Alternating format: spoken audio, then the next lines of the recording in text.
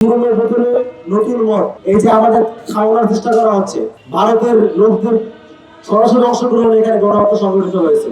জুলাই আমাদের সামনে একটা নতুন প্যারামিটার দাঁড় করে দিয়েছে, কারা বাংলাদেশপন্থী, কারা বাংলাদেশ বিরোধী, কারা হচ্ছে আমাদের ট্যাক্সের টাকায় আমাদের সার্বভৌমত্বকে ক্রমাগত দুর্বল করে তুলেছে।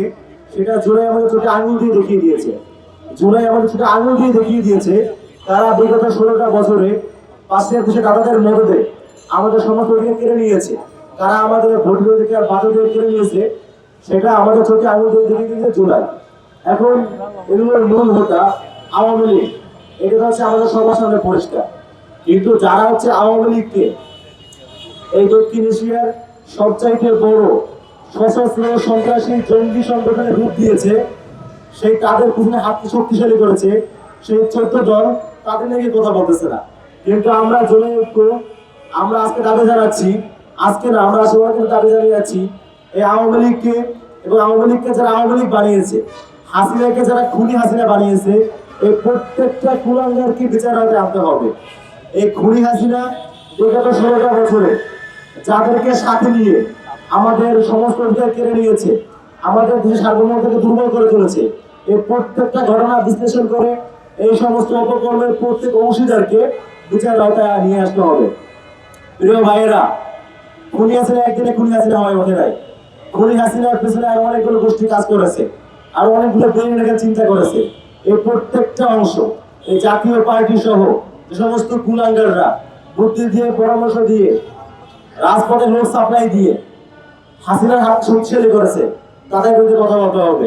যারা হচ্ছে নির্বাচনে অংশগ্রহণ করে, 24 সালের নির্বাচন, 18 নির্বাচন, 14 সালের নির্বাচনে অংশগ্রহণ করে নির্বাচনকে বৈধতা দিয়েছে, যে সমস্ত মিডিয়া কর্মীরা নির্বাচনকে বৈধতা দিয়েছে, অবৈধ নির্বাচনকে, সেগুলো নিয়ে আমাদের কথা বলতে হবে।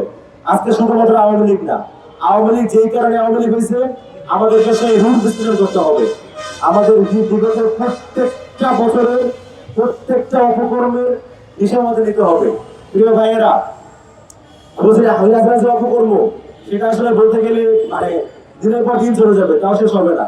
তারপরেও যেগুলো সম্পর্কে আমাদের ডকুমেন্ট আছে, যেগুলো সম্পর্কে স্পষ্ট প্রমাণাদি আছে, বিশেষ করে শাপলা গণহত্যা, পিলখানা গণহত্যা, কয়েকদিন আগে পিলখানা গণহত্যা নিয়ে প্রকাশিত হয়েছে, সেখানে দেখা গেছে সরাসরি ভারতের লোকদের সরাসরি অংশগ্রহণ এখানে গণহত্যা সংঘটিত হয়েছে।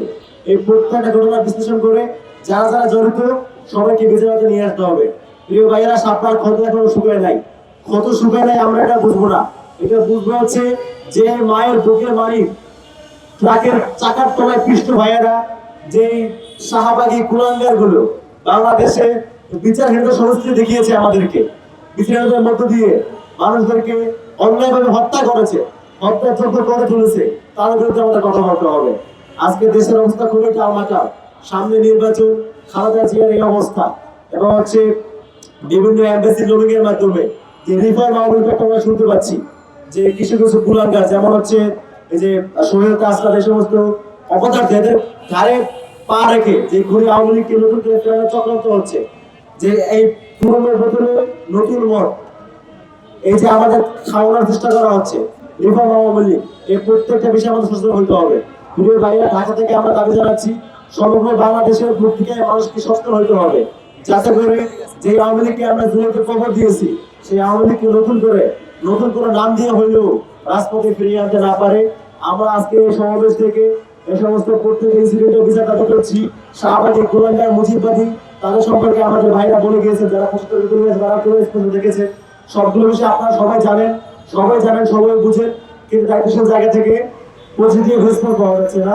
সেই রেসপন্সটুকু আমরা আশা করছি নির্বাচনের আগেই খুনি আওয়ামী লীগকে একটি দল হিসেবে বিচার আওতায় নিয়ে আসতে হবে। খুনি হাসিনার যে ফাঁসির রায় হয়েছে, সেই রায় কার্যকর করতে হবে, এবং হাসিনাকে যারা হাসিনা বানিয়েছে, আওয়ামী লীগকে যারা জঙ্গি সংগঠন বানিয়েছে, হাতকে শক্তিশালী করেছে, সেই 14 দিনের জোটকে বিচার আওতায় নিয়ে আসতে হবে। মুজিববাদী বাক্সের শাহবাগী কুলাঙ্গার গুলোকে এই দেশের মাটিতে নতুন করে যেন আবার হয়ে করতে না পারে, সেই ব্যবস্থা করতে হবে। সেই দাবিতে শেষ করছি। ধন্যবাদ সবাইকে।